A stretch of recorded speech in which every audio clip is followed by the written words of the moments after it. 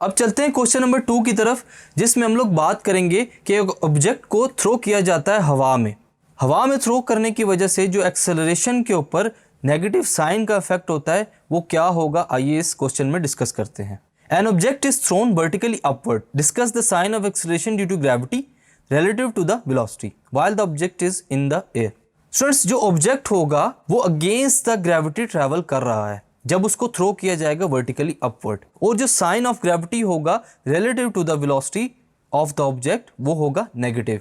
क्यों? क्योंकि जो बॉडी है वो ग्रेविटी के ऑपोजिट मूव कर रही है। अब अगर हम लोग ऑब्जेक्ट को देखते हैं कि वो डाउनवर्ड मूव करेगा तो वहां पर जो ग्रेविटी के साथ साइन आएगा वो होगा पॉजिटिव का।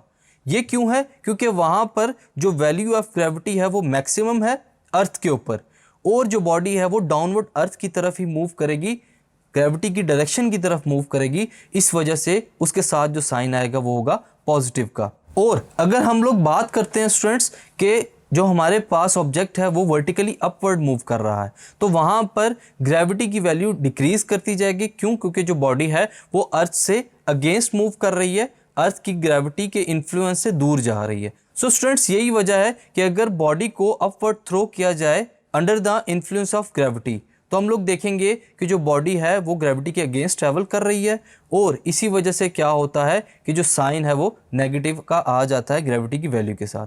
Thank you.